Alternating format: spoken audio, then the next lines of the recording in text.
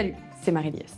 Aujourd'hui, notre sélection est un rapport particulièrement intéressant de l'Observatoire français des drogues et des tendances addictives au sujet du chemsex, une pratique consistant à associer rapport sexuel et prise de drogue et qui entraîne de sérieux problèmes. Addiction, maladies infectieuses, troubles psychologiques, l'affaire Palmade puis celle du député LFI Andy Kerbrat ont fait sortir dans la presse ce sujet qui devient une vraie préoccupation de santé publique en France.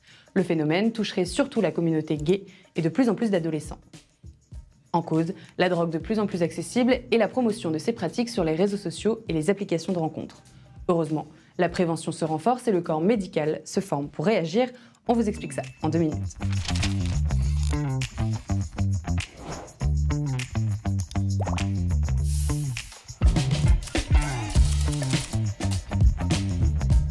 Ce fléau caché a récemment refait surface dans l'actualité avec l'arrestation du député LFI Andy Kerbrat en possession de 3-MMC, une drogue de synthèse très proche de la cocaïne et très utilisée dans les soirées chemsex.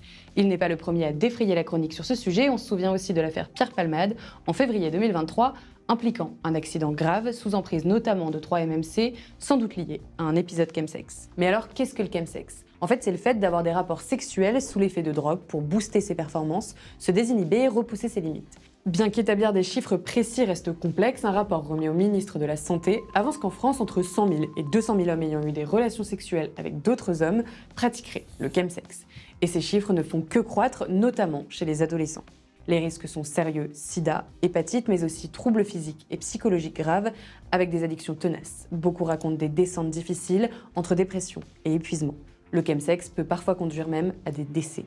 Des témoignages recensent des marathons chemsex pouvant durer jusqu'à 3 ou 4 jours sous drogue et sans sommeil. En fait, c'est un cercle vicieux, quoi. C'est toujours genre remettre des pratiques qui ramènent des séquelles, qui en font que tu guérisses ces séquelles par de la drogue, qui te font continuer ces pratiques. Et tu fais des trucs que t'as pas forcément envie de faire ou des trucs un petit peu trop extrêmes pour toi, mais tu le fais.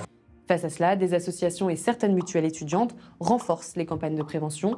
Alors que l'affaire Kerbrat rappelle l'urgence de cette problématique, beaucoup appellent à une réponse politique forte, avec davantage d'aide pour les victimes de ce phénomène ravageur et de lutte contre la vente de drogue, notamment sur Internet. Pour en savoir plus et échanger sur ce thème, retrouvez notre article sur notre site Internet et abonnez-vous à nos réseaux sociaux.